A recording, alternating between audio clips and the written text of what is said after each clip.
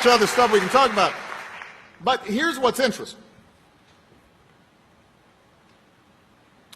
I don't know if the Republicans who are running for this office know any of these things.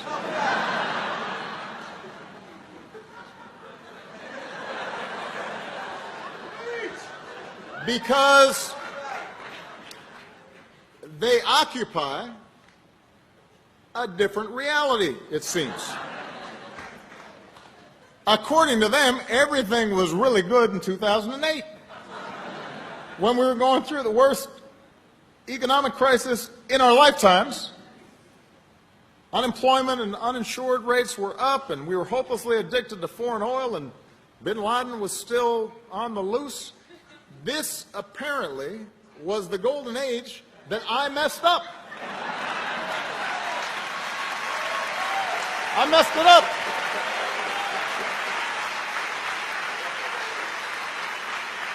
And Obamacare and immigrants and taxes and deficits all just messed everything up.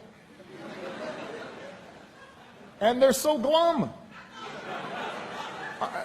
They're really so frustrated. And, you know, look, part of our DNA is we're always dissatisfied. That's part of what makes America great. We don't rest on our laurels, right? We always find something wrong. And there is a lot that has to be fixed. Everybody here has got a list of things that we have to tackle. But maybe what makes us a little different as Democrats is we try to base our analysis on facts and reason.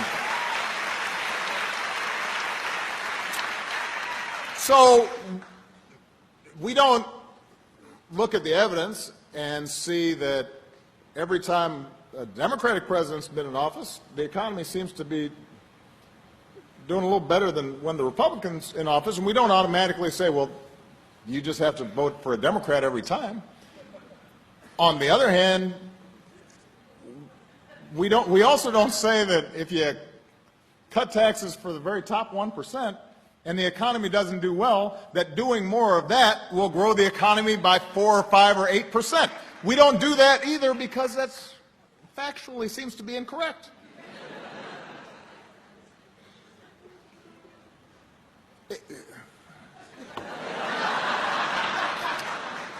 They want to repeal the Affordable Care Act. I know that's shocking, and kick millions of people off their health insurance. But when you ask them, well, what is it that is so bothering you about people having health insurance? They can't tell you. Because originally it was, well, it's never going to work. All right, so then it started working. And they say, well, it's going to blow up the deficit. And it's not blowing up the deficit. And then they said, well, you know, it's going to drive everybody else's premiums up, but that hasn't happened. So at some point you'd think they'd say, well, maybe we should just try to work to make health insurance even better, right? Right? Right. On climate change. Now, if you went to a doctor, no, let's change that. You go to 100 doctors, and 99 of them tell you, you've got diabetes. You've got to stop eating bacon and donuts every day. And we have to monitor your health, and we got to fix this. You wouldn't say, oh, that's a conspiracy. They're making that up. All 99 of those doctors got together with Obama to try to prevent me from having bacon and donuts. You wouldn't do that.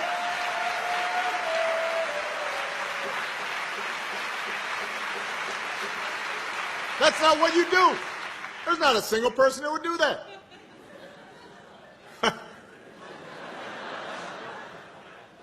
I mean, it'd be funny, but except this is about climate change. This was an analogy. And the planet's warming 99% of scientists have said it's warming, and we've got the Republican chairman of the Senate Energy and Environment Committee carrying a snowball into the Senate chambers to show that there's still snow and that climate change isn't happening. I am not making that up. That's what happened.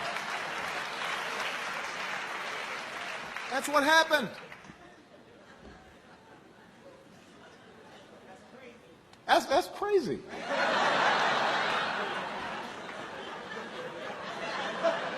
I was going to quote Kanye, but I can't because this is a family audience. But it's cray.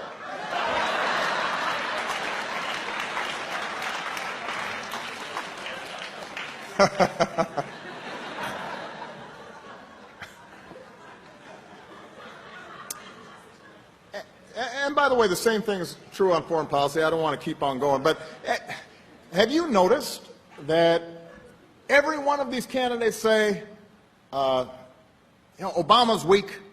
He's Putin's kicking sand in his face. When I talk to Putin, he's going to straighten out. Just looking at him, he's going to be. And then it turns out they can't handle a bunch of CNBC moderators at a debate.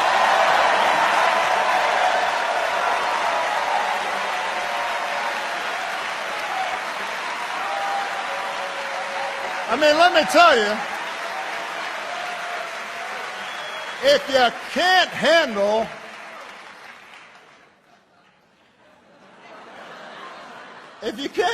those guys,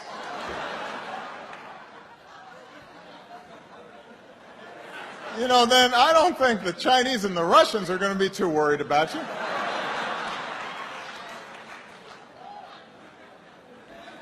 Anyway.